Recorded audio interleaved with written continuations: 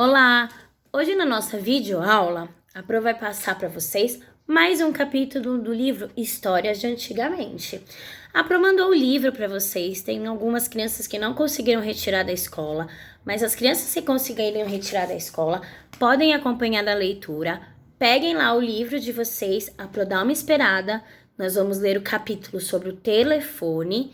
Porém, quem não pegou o livro, não tem problema. A Pro vai ler aqui para vocês e vocês vão prestando atenção, tá? O capítulo que nós vamos ler hoje é Alô, Telefonista, tá? Bom, eu acho que já deu tempo de vocês irem buscar o livro, tá? Nós vamos ler a página 51, tá? Aqui, onde tem um telefone antigo e vou começar a leitura. Hoje em dia, falar ao telefone é muito comum.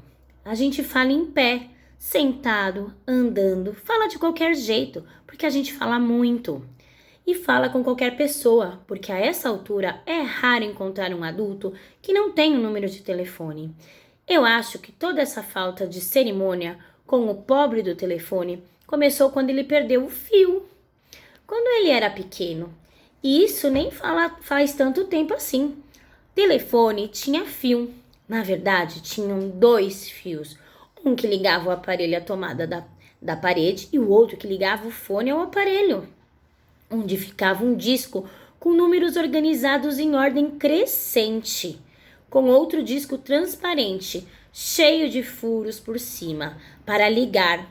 Para alguém, a gente encaixava o dedo indicador num desses buraquinhos do disco de cima e girava ele até o dedo bater na trava prateada do algarismo pretendido. Está aí a diferença entre discar o número de alguém e digitar num painel cheio de botõezinhos. Mas, voltando ao telefone antigo, quanto maior o algarismo a ser discado, mais tempo demorava para girar o tal do disco. Por isso, quando eu pedia o número de alguém, ficava secretamente torcendo para ele não ter muitos noves ou zeros. Já pensou quanto tempo eu ia perder girando aquele bendito disco transparente se o número fosse 999 999? Girar os números era realmente difícil para quem tinha dedos pequenos e pouca força. Às vezes, quando o número 9 estava quase chegando na trava prateada, o buraco escapava do dedo, ou era o dedo que escapava do buraco, e o disco girava de volta para o lugar. O número consolo era que, em vez do 8 ou 9 dígitos de hoje, os números do telefone naquela época tinham apenas 6. Mas tudo isso aconteceu há pouco tempo, quando o telefone já fazia parte da vida das pessoas, apesar de custar preço de um carro. Difícil é imaginar que quando meu bisavô comprou o primeiro aparelho, ele era do tamanho de uma mochila grande, feito de madeira, e para ligar de uma casa para outra, bastava 2 dígitos. Já pensou que facilidade? Decorar o telefone de todos os amigos: Mariazinha 34, João Pedro 27, Luísa 23. Mesmo com tão poucos números, fazer uma ligação exigia certo ritual. Em todas as casas era comum ter uma mesinha só para o telefone. Ela tinha um banco ou uma cadeira, próximo um bloquinho de notas, uma caneta e agenda de telefones, escrita à mão, num caderninho com uma divisória para cada letra do alfabeto. O engraçado é pensar que cada família tinha seu próprio método de organizar os nomes nesses caderninhos. Umas colocavam todos os médicos na letra M. Outras distribuíam cada um na primeira letra do nome próprio. Era mais ou menos como se faz hoje na agenda dos celulares. A diferença é que na agenda digital, se você colocar o nome ou qualquer informação da pessoa para quem quer ligar, o aparelho faz a busca e encontra o que você está procurando. Com as agendas de papel não era bem assim. Parece bobagem, mas imagine se alguém precisasse achar o telefone de um dentista chamado Sérgio Torres. a quem todo mundo se refere como Dr. Torres. Numa agenda digital, bastaria buscar por Sérgio ou por Torres, ou até por dentista, e o nome da tal pessoa aparece no visor. Numa agenda de papel, a pessoa teria que procurar por dentista na letra D, ou Sérgio na letra S. Também poderia procurar seu nome no T, Torres, mas só uma dessas alternativas teria o telefone do dentista. Então, a busca às vezes demorava um bocado. Já pensou passar por tudo isso com o dente latejando de dor? O fato é que, com o tempo, o telefone foi perdendo seus fios e sua polpa. E hoje, ele vai com a gente para qualquer lugar. Espremido no bolso da calça ou perdido nas profundezas escuras de uma bolsa gigante. É difícil até imaginar, mas quando ter telefone em casa ainda era raridade, logo que foi inventado, ninguém precisava decorar o número de ninguém, nem precisava de agenda para anotar os telefones um dos outros. Nesse tempo, as pessoas tiravam o fone do gancho, giravam uma manivela, esperava por uma voz conhecida da telefonista, que surgia do outro lado da linha. Minha avó conta que na cidadezinha onde ela morava, todos os dias às 7 horas da manhã, o telefone tocava. E Dona Joaninha, a telefonista da cidade, dizia: "Bom dia, a ligação está chegando, bem?" Além de cuidar para que a ligação sempre chegasse direitinho em todas as casas, a Dona Joaninha se preocupava também com a vida das pessoas.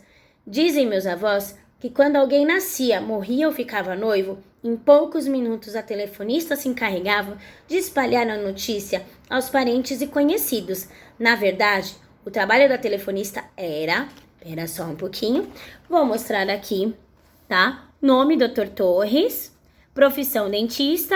Telefone 999-999.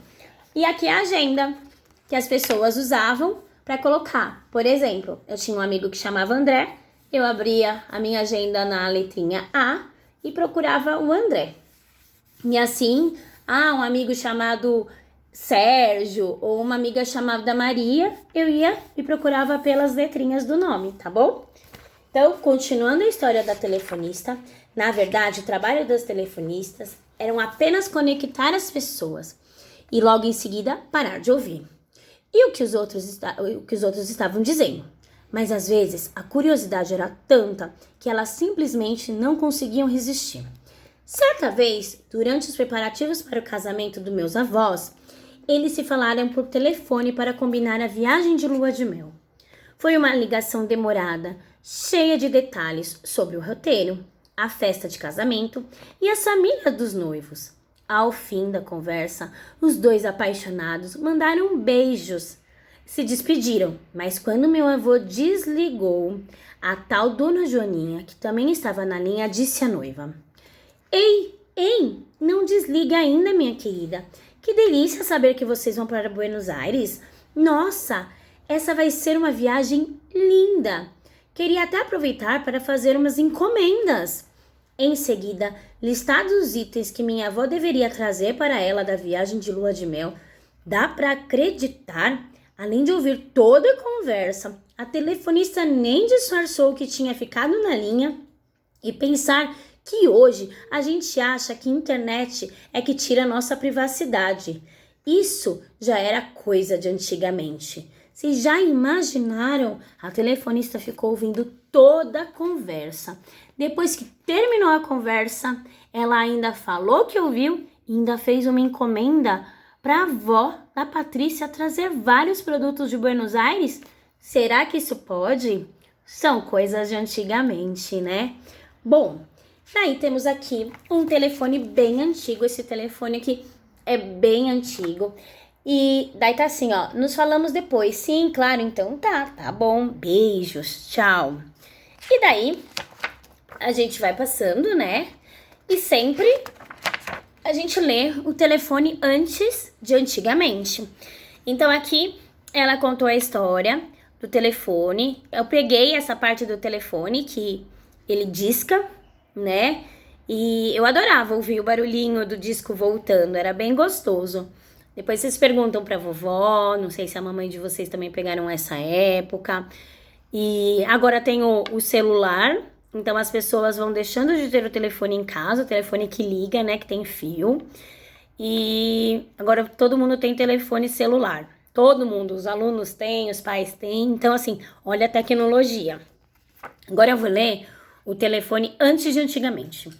Na pré-história, quando as pessoas precisavam se comunicar à distância, o jeito era soltar a voz e gritar bem alto.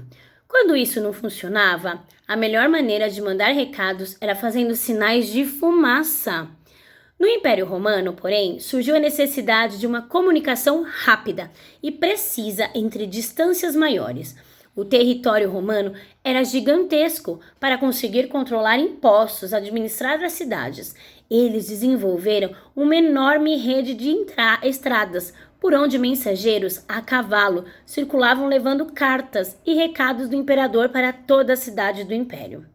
Quase 2000 anos se passaram até que o telégrafo fosse inventado, possibilitando de fato a comunicação entre longas distâncias sem a necessidade de mensageiro viajante. O sistema precisa de códigos para mandar mensagens, e o mais conhecido deles era o código Morse, que usava sons longos e curtos representados graficamente por traços e pontos que simbolizavam a letra do alfabeto. Assim era possível transmitir palavras de uma cidade para outra. O telégrafo foi o sistema de comunicação mais utilizado até que, em 1876, Graham Bell inventou o telefone, o aparelho que rapidamente passou a fazer parte da vida das pessoas. Até a década de 1990, não existiam telefones celulares e o telefone fixo era tão caro que chegava a ser vendido pelo preço de um automóvel. Quando enfim surgiram os aparelhos de telefonia móvel, que eram enormes e pesados, era preciso esperar meses numa fila até ser sorteado e conseguir o direito de comprar uma linha para o celular. Hoje, vocês querem comprar um celular, vocês vão até a loja, compram o celular e escolhem o número na hora. Antigamente, quando saiu o celular, vocês tinham que participar de um sorteio. Ou quando vocês não tinham que participar de um sorteio, vocês tinham que pegar filas quilométricas. Olha só como a tecnologia e como tudo avançou. E aí, vocês gostaram da história do telefone? Depois escrevam no Classroom para contar mais ou menos o que vocês acharam do telefone. Vocês também podem pesquisar com o papai, com a mamãe, com a avó e contar alguma história sobre os telefones antigos, sobre como eles fizeram para comprar o primeiro celular. Escrevam lá no chat do Classroom, que a Pro vai adorar receber esse monte de resposta. Um beijo!